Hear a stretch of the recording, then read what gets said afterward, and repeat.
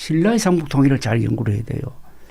신라는 가장 작은 나라였는데 당시 국제적인 변화에 순응을 해가지고 당나라와 동맹을 맺잖아요.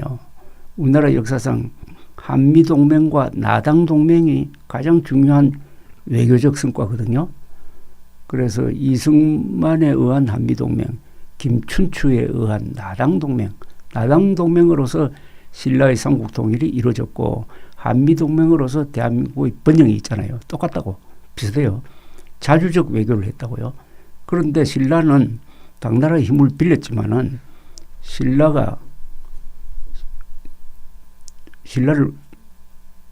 그런데 당나라가 13만 군대를 보내가지고 신라로 하여금 백제를 멸망시키도록 한 것은 자선사업을 하겠다는 게 아니잖아요.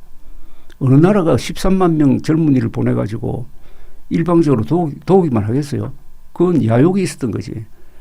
당나라의 야욕은 신라를 앞장서가지고 백제를 치고 그 다음에 그 숙적인 고구려까지 친다는 것이었거든요. 일종의 우회 전략인데 그걸 신라가 몰랐겠어요. 그래서 언젠가는 신라가 준비를 해야 되겠다라고 준비를 했거든. 당나라가 언젠가는 표변할 거다. 그 예가 이제 삼국사 기록에 이런 게 있어요. 서기 660년에 백제 신라가 힘을 합쳐서 서기 660년에 당나라하고 신라가 힘을 합쳐서 백제를 멸망시킨 다음에 소정방이 신라까지 먹으려고 그랬거든. 그걸 안 신라가 대비를 한다고요. 그때 기록이 있어요. 태종무열왕이 회의를 소집을 해요. 그때 태종무열왕이 어떻게 할 거냐 하니까 다미공이라는 신하가 우리가 아예 먼저 칩시다. 당나라를 먼저 칩시다. 이렇게 이야기를 해요. 그러니까 태종무열왕이 아니 우리 부모와 같은 나라인데 우리의 적인 백제를 멸망시켰는데 어떻게 그렇게 할 수 있느냐 하니까 김유신이 한 발언이 나와요. 뭐라고 하느냐. 개는 주인을 두려워하지만 주인이 개의 다리를 밟으면 물어야 합니다. 라고 해요. 요 말입니다. 개는 주인을 두려워하지만 주인이 개의 다리를 밟으면 물어야 합니다. 나는 이게 우리나라 한국이 망하지 않고 가장 강력한 중국 옆에 붙어 있으면서도 망하지 않고 오늘날 정체성을 독립성을 유지하고 있는 바로 기본 정신이라고 생각합니다. 중국을 존경하지. 그죠?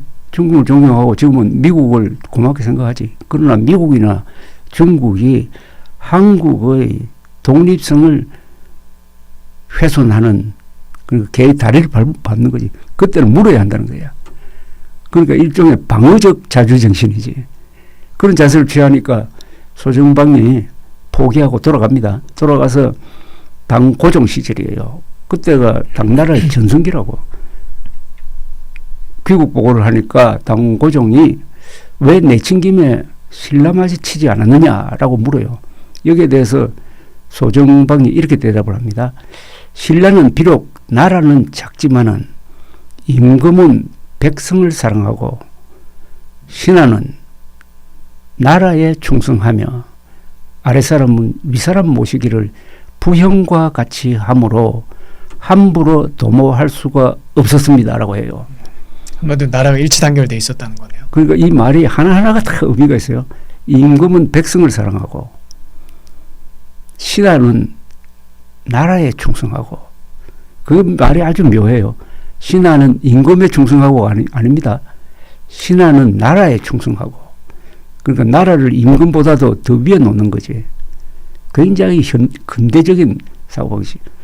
아랫사람은 윗사람을 부형과 같이 모심으로 함부로 도모할 수가 없었습니다. 그러니까 군 관민이 단결했다는 거. 그리고 인간관계가 좋았다는 거. 그 모든 것이 거기 다 포함되어 있잖아요. 이 말이 바로 한국 민족의 DNA로 흐르고 있는 자주정신입니다. 자주정신. 그러니까 신라의 삼국통일을 연구를 하고 거기서 나오는 어떤 인스피레이션이나 이런 것을 우리가 배워야 돼요. 그리고 최근의 이승만 대통령의 6.25 한국 전쟁 때의 자주국방 정책. 아니 6월 25일 남침했을 때 김일성 뒤에는 중국과 소련이 있었잖아요. 그죠? 그런데 이승만은 혼자 했잖아요. 1대3이었잖아요. 1대3으로 10일을 버텼잖아요. 6월 30일. 6월 30일에 육군 파병을 결정하거든. 트루먼 대통령이. 그때의 6월 그리고 7월 5일에 스미스 부대가 오산에 와가지고 최초로 북한군과 교전한다고. 그때까지 열흘 동안 버틴 거. 이것은 신라의 삼국통일 이후에 가장 위대한 자주국방의 현장 아닙니까? 그 어떤 외부의 도움도 없이. 왜 이런 거는 교육 대상으로 삼지 않느냐 이거야. 왜? 그리고 보통 나라는 압도적인 군사력으로 또 압도적인 배후 지원 세력을 믿고 기습을 하면은 며칠 안으로 다 무너진다고. 안 무너졌잖아요. 기습을 당하고도 잘 버텼다고. 그리고 질서 있는 후퇴를 했다고요. 부대 단위로 항복한 게 없다고 해요. 부대 단위로. 그러나 북한군은 인천 상륙작전 뒤에 우리가 북진할 때 와야 돼버렸다고. 국군은 버텼다고. 이런 거를 연구를 해야 된대요. 여기서 뭔가 우리가 느끼는 그 자부심. 자주국방이라는 것은 핵심이 자부심이거든. 자존심이거든. 그런 것을 만들어내야 돼요. 우리 역사 속에서 만들어내야 돼요. 선생님 생각에는 그 차이가 어디서 왔다고 생각하시나요? 북한군은 아까 뭐 부대 단위로 와야 되기도 하고 항복을 하기도 했는데 북군은 그런 케이스가 없었다고 하셨잖아요. 내가 그 참전했던 사람한테 물어봤는데 첫째는 제일 큰 게 미군이 참전한다는 거예요. 미군이 참전한다는 이야기가 벌써 쫙 나왔다고. 그리고 그 며칠 뒤부터 공군이 막 들어오고 했으니까 미국을 믿은 거지. 또 유엔 믿은 거지. 그 다음에 이승만 대통령이라는 훌륭한 전쟁 지도자가 있다는 걸 믿은 거지. 그 다음에 그때의 군인들은 고생을 한 사람들이에요. 상당수는 그 장교들은 다 실전 경험이 있어요. 특히 태평양 전쟁 때 미군하고 싸웠던 사람들이 그 주력이었다고. 그리고 하사관 이렇게 내려가면은 지원군으로 요새 요하는 사람도 있지만은 일본군의 지원군으로 들어가서 세계 최강의 군대하고 싸웠던 전쟁 경험이 있는 사람들이었어요. 또 나라를 이제 세웠다, 지켜야 된다는 애국심 이런 게 다 합쳐져서 그렇게 된 겁니다. 그러니까 이건 분석을 해가지고 연구를 하고 아까 그 신라의 김유신의 자주정신 이런 걸 이야기하면 다 가슴이 뛰잖아요. 그렇죠. 네. 가슴이 뛰잖아요. 그러니까 이 가슴 뛰도록 만들어야 돼. 자주국방은 자존심입니다.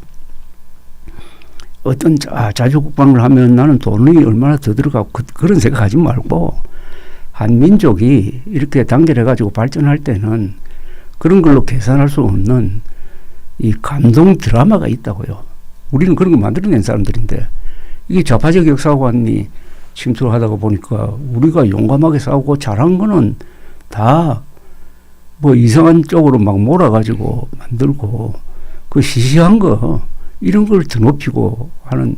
그래서 한국 보수가 우리 민족사에서 감동적인 장면을 스토리로 만들어가지고 영화도 만들고 책도 쓰고 토론도 하고 여행도 하면서 경주에 가가지고 그 태종무일왕 김유신 그 무덤 앞에 가서 뭔가 느끼는 바가 있어야 될 거 아닙니까? 그러니까 신라를 연구를 해야 돼요. 신라의 삼국통일을. 그러니까 신라 삼국통일 하면은 좌파들이 맨날 하는 이야기가 외세의 힘을 빌려가지고 그런 헛소리 하지 말고 그때 무슨 그때 민족이 없었잖아요. 그죠? 백제 고구려 신라는 다 각각 다른 종족이지. 아니 백제를 돕기 위해서 왜가 400척의 배에 3만 명을 태워가지고 보냈잖아요. 그럼 그거 가지고 백제를 욕할 수가 있어요? 없잖아요. 그죠? 그런데 그걸 민족이란 개념이 없던 시절의 이야기를 한 1000년이 지나서 만들어진 민족이란 개념을 가지고 들이대 가지고 신라 전국 통일이 반민족적이라고 욕하는 것은 세종대왕 보고 왜 당신은 선거를 통해서 집권하지 않았냐고 욕하는 거하고 또 마찬가지 아닙니까?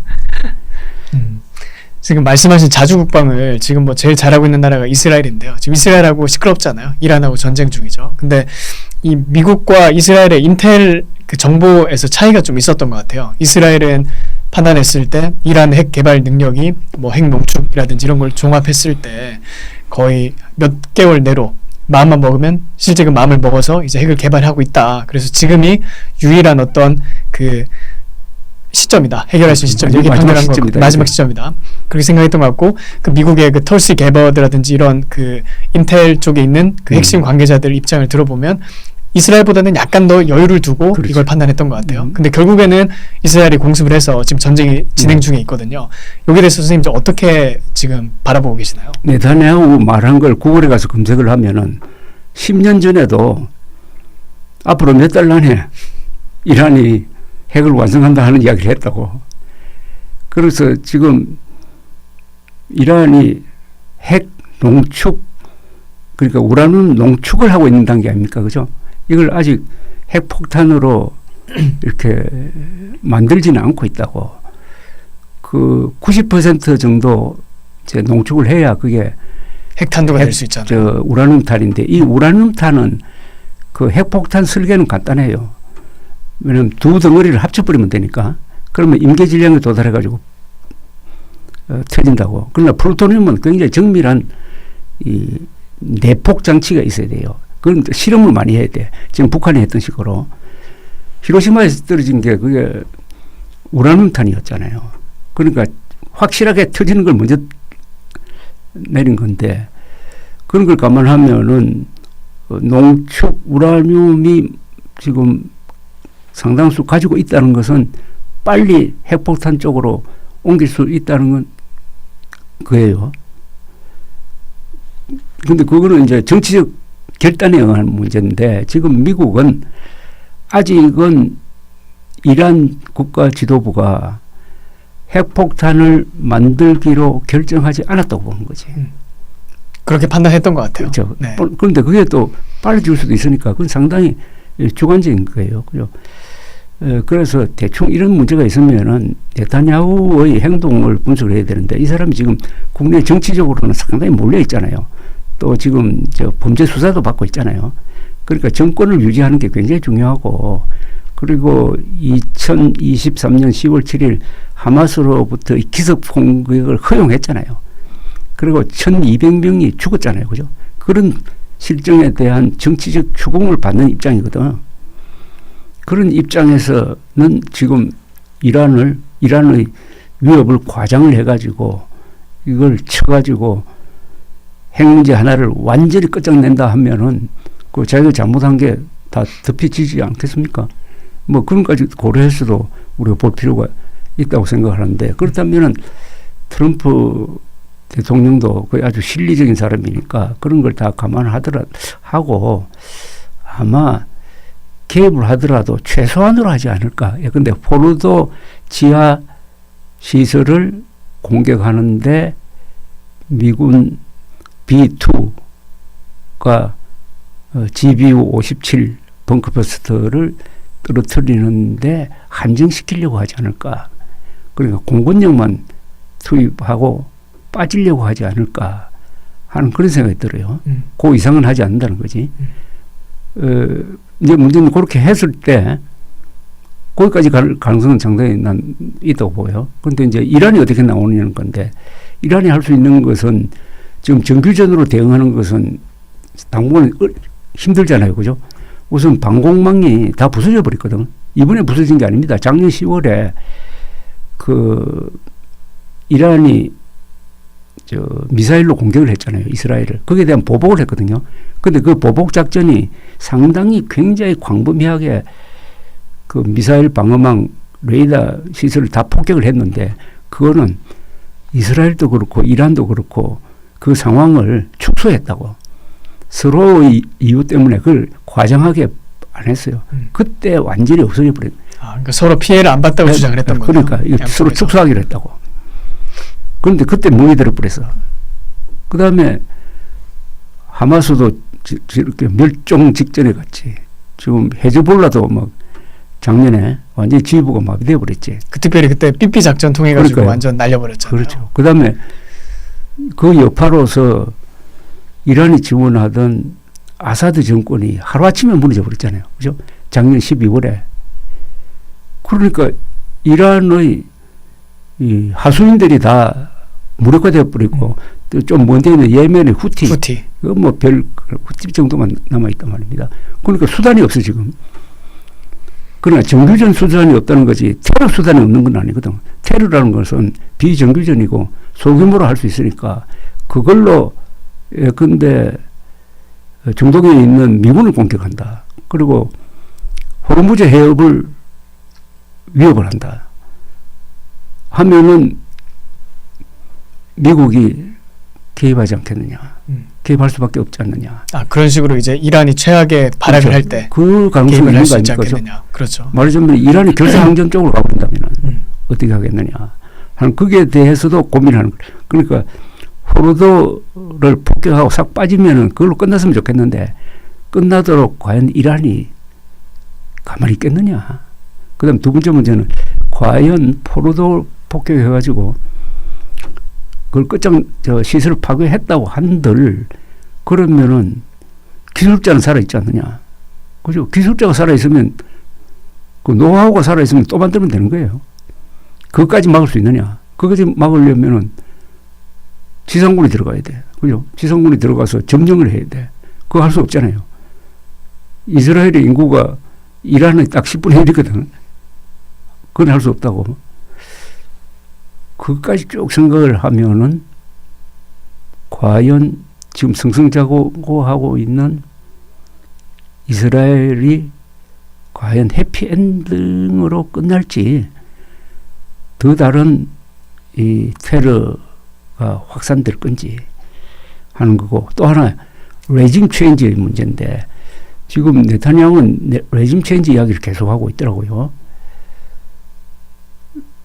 어떤 인간적인 면에서는 레짐 체인지가 돼야지. 호메인이 정권 등장한 이후에 이란 사람들이 얼마나 고생을 하고 있습니까? 뭐 수시로 그 데모를 하면은 막 죽이고 해가지고 그러니까 이란 사람들은 아마 레짐 체인지를 원하는 게 분명해요. 맞아요. 그래서 그 내부에서도 굉장히 환호를 많이 하더라고요. 네. 그러나 조직이 없단 말이에요. 조직이. 레짐 체인지를 하면은 그 다음에 그걸 대체할 수 있는 조직이 있어야 될 거네요. 조직이 없다고 봐야 되거든. 그럼 레짐 체인지를 하는 과정에서 내전 상태로 들어갈 거 아니에요. 그러면은 리비아 꼴이 되는 거지. 카다피가 2011년에 도피하다가 이제 맞아 죽는 걸 보고 환호했던 사람 많잖아요. 그 미국도 마찬가지잖아. 야, 이제 리비아도 민주화가 되겠다. 근데 결국은 어떻게 됐어요? 그 강력한 권력이 사라지니까 리비아는 지금 부족 국가로 돌아갔거든. 네이션 스테이트가 아니라고 더 이상.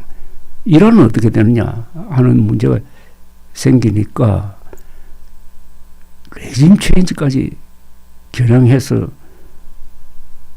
갈 수 있을까? 그건 다분히 레토릭이 아닌가 하는 그런 생각이 듭니다. 다만 이번에 이스라엘이 이란 핵 개발을 완전히 중단시키지 못하겠지만 한 10년 정도는 늦출 수 있지 않을까. 그 타임라인을요. 그렇죠. 그럼 10년 사이에 또 여러 가지 일이 일어나지 않겠습니까? 그 다음에 하메니 가 건강도 나쁘고 하니까 그 10년 동안에 이란의 어떤 변화를 보면서 또 핵 개발한다고 하면 또 폭격하고 뭐 이럴 수 있지 않을까 그런 생각이 드는데요. 근데 참 그 이스라엘 하는 걸 보면 정말 대한민국이 얼마나 안이하게 대처했었는지 그렇죠. 그거를 너무 뼈저리게 느끼게 됐어요. 좋은 어떤 교과서지. 네, 그렇죠. 교과서라고 보던 참고서인데. 참고서. 네. 역사에는 교과서가 없어요. 참고만 해야지. 네. 그대로 따라가다가는 안 되거든요. 그렇죠. 예. 네. 그러니까 이 비슷한 상황을 어떻게 해결하는지 그리고 이스라엘 사람들이 틈만 나면 또 미국 그 케이블 TV에 나와서 인터뷰를 끊임없이 해요. 그러니까 그게 참 너무 좋더라고요. 나는 이스라엘 몇 번 취재를 하면서 특히 이스라엘 군대도 취재하고 직접 이스라엘 내가 가보셨죠? 1995년 11월에 라빈 수상 암살되기 하루 전에 내가 마지막 인터뷰를 했어요. 아, 라빈 수상이랑. 네, 마지막 인터뷰를 한 사람이 저입니다. 그래서 지속적으로 난 이스라엘에 대해 관심을 가지고 책도 하나 쓰고 했는데 네. 뭐 인류 역사에서 오늘날의 이스라엘이라는 존재는 아주 감동적인 네이션 빌딩의 역사고 한국도 마찬가지고 한국의 지난 77년의 역사도 이스라엘에 못지않는 위대한 역사고 신라의 삼국 통일 또한 세계사에서 아주 감동적인 장면입니다. 그런데 이 이스라엘이 핵무기를 가지고 있으니까 저렇게 할 수 있다는 거야. 북한이 망하지 않는 것도 핵무기를 가지고 있으니까 저렇게 하고 있다는 거야.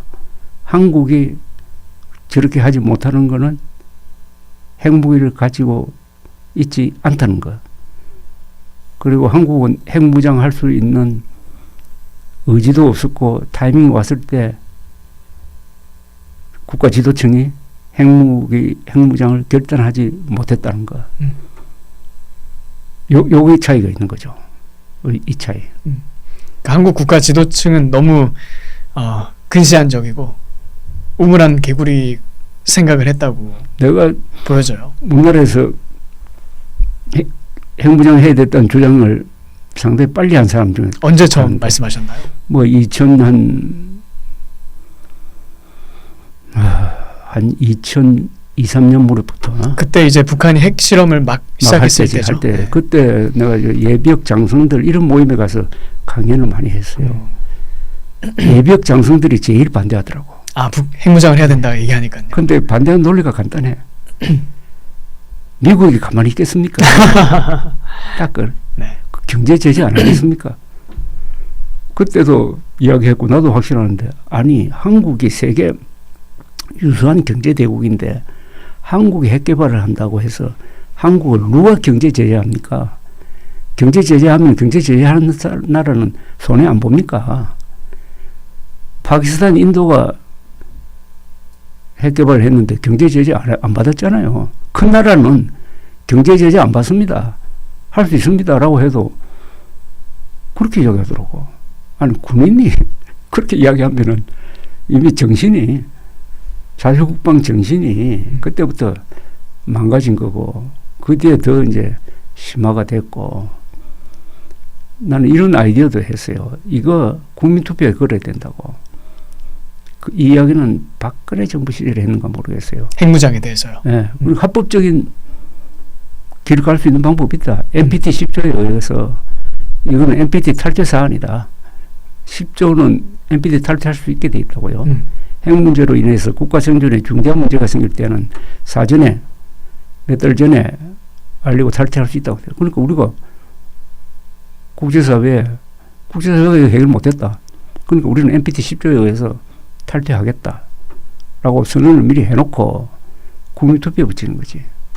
핵무장 하느냐 마느냐. 압도적으로 핵무장 하지 않은 결의가 나올 거라고요. 그렇죠. 그러면은 그걸 가지고 국민들 통합하는 거 아닙니까? 얼마나 큰 에너지가 되겠어요. 에너지가 됩니까? 네. 이게 자주국방을 하겠다는 의지를 표현하는 거거든. 이걸 가지고 아주 공세적인 외교 정책을 펼 수 있잖아요. 그런데 정치적 상상력에 관한 문제예요. 난 그런 위대한 지도자면 할 수 있다고 생각해요. 막 그런 등등 우리가 놓친 기회가 몇 번 있었어요. 그러니까 이스라엘 사람들이 항상 미국 TV에 나와서 한국의 사례를 반면교사로 얘기하더라고요. 그 북한을 봐라. 그리고 대한민국을 봐라. 뭐 대한민국에 대해서 명시적으로 뭐 사우스 코리아라고 하진 않는데 북한 사례를 보면 이 타이밍을 놓치면 어떻게 되는지를 명백하게 보여주고 있지 않느냐. 그렇기 때문에 우리가 행동하는 것이다. 이게 창피한 이야기죠. 창피한 이야기죠. 저는 그걸 들으면서 굉장히 수치심을 많이 느꼈거든요. 뭐 벤자민 네타냐후도 그렇고 그 밑에 오른팔이 혹시 선생님 아시는지 모르겠는데 론 더머라고 있어요. 지난번에 그 주미 이스라엘 대사를 했던 사람. 그 사람도 원래 미국에서 태어났었는데 자기 미국 시민권을 버리고 지금 이스라엘에 와서 공직 생활하고 있거든요. 뭐 그런 사람이 참 많죠. 그거 좀 알려주세요. 네. 그런 거 많이 좀 알려가지고 한국 사람들이 좀 수치심을 느끼게 네, 됩니다. 알겠습니다. 저도 뭐 그런 걸 최대한 아는 데서 이렇게 전하려고 하는 항상 그 얘기를 해요. 노스 코리아를 봐라. 참. 그 사례를 시간을 놓치면 네. 그 윈도우 오퍼튜니티를 놓치면 어떻게 되는지를 그럼요. 극명하게 보여주지 않느냐. 근데 그 얘기를 보면서 한국 사람으로서 정말 자괴감이 많이 들더라고요. 그 당시에 대해서. 지금 오늘 뭐 여러 가지 이야기를 많이 나눠주셨는데 마지막으로 이제 그 뭐 방송을 보시는 분에게 그 특별히 그 좀 젊은 사람들에게 이렇게 하고 싶은 말, 좀 조언의 말씀이 있다면 해주시고 마무리 해주시면 감사하겠습니다. 제가 돌이켜 보면은 삼국 사기를 내가 너무 늦게 읽었어요. 삼국 사기를 읽었을 때가 나이 50. 그리고 여러분들한테 꼭 권하고 싶은 책이 한 권 있습니다. 삼국 사기를 읽으셔야 돼요. 삼국 사기를 안 읽는 사람은 성경을 안 읽는 기독교인하고 마찬가지입니다. 한국 역사의 천년이 삼국 사기에 들어있고, 제가 오늘 삼국 사기 몇 개 부분을 설명했지만은 굉장히 잘 쓴 책입니다. 그런데 이 좌파적 역사관에 빠져가지고 삼국 사기는 김부식이라는 사대주의자가 쓴 거라는 그 말도 아닌 이야기를 믿고 삼국 사기를 안 읽었다고. 나도 삼국 사기는 굉장히 주체적으로 쓰여진 겁니다. 고려는 사대주의 한 나라가 아닙니다. 고려는 자주국방 한 나라입니다. 조선조가 4대 국방을 했어요. 4대 국방. 그래서 그 조선조의 그늘에서 지금 대한민국이 벗어나지 못하고 있다고. 정신적으로는. 그렇죠. 그래서 우리가 이 고려 신라로 돌아가서 이 르네상스가 왜 일어났느냐 하면은 중세 때 신정체제, 그러니까 그건 뭐 가톨릭 중심의 신정체제를 너무 오래 하다가 보니까 중세 사람들이 그리스 로마를 잊어버렸어요.